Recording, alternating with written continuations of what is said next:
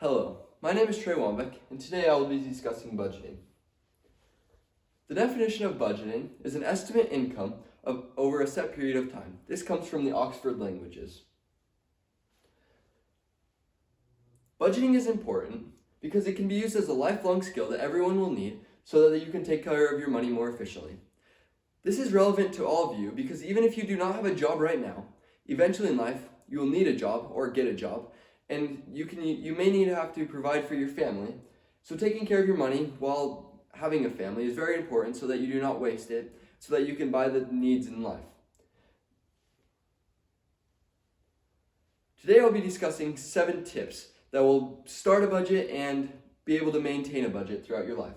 Tip number 1 is setting a goal. First, you need to know your goals. Some goals that you might want to know is, do you want to live your life without any financial worries? Do you want to have a nice home for your family? Would you like to spend time traveling and drive a nice vehicle? Or on the other side, would you rather be paying off credit card bills, saving for rent to pay every 3 months, saving to get loans, or saving to take time off of work? Knowing these goals will benefit you in the long run so that you will understand what you need to save for. The other part of knowing your goals is knowing if they're short-term, intermediate, or long-term. Writing these down on how much you plan to make and what you need to do to make this money will be very important, especially with the long-term goals, because that will include buying a vehicle, providing for your family, and buying a house.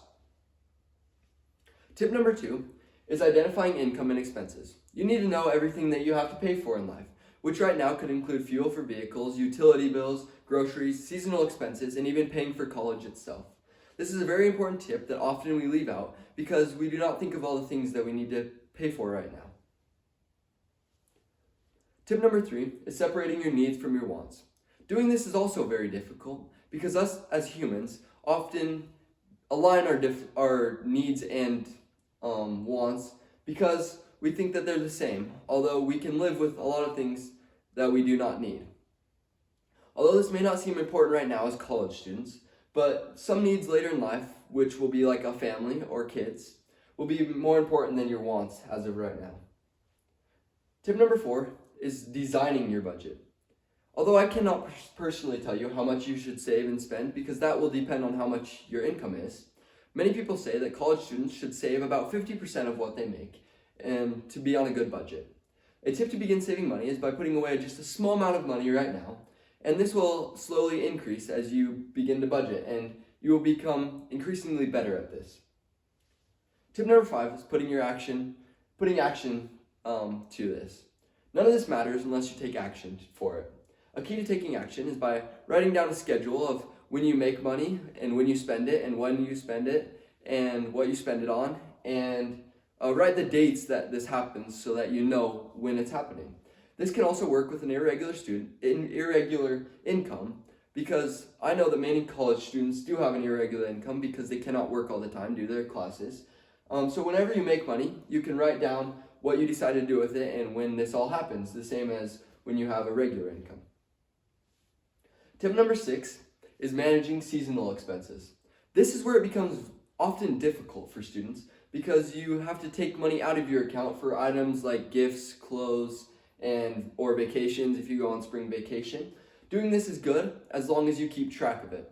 You also need to write this down and when your dates are. And you need to plan ahead so that you can still save 50% of your income. Doing this will just keep you on track for your budgeting, and it will also keep you your 50% so that you do not go under your budget, and so it will keep you out of debt in the long run. Also doing this will keep you from going on vacations all the time because you know that you need to save so much money. This is how you can stay on track when other expenses come into play. Through these 6 tips, you now can successfully take your own budgeting and begin a budget, but tip number 7 may be the most important, which is looking ahead. Oftentimes your expenses change. You need to pay for different things when you start a family, and how much you make also will change due to your job, what job you're working as, your increases. So changing how much you save per month will be important, and eventually in the long run you might not want to save 50%, you want to save more so that later in life you can have more of the wants that you want. Many people say that if you save now, later in life you will be able to control your money better. To conclude, the tips that we went over are setting a goal, identifying income and expenses, separating your needs from your want, actually designing your budget, putting your plan into action, managing seasonal expenses, and planning ahead. These tips are very important to follow, and they will come into play when making and maintaining your budget throughout your life.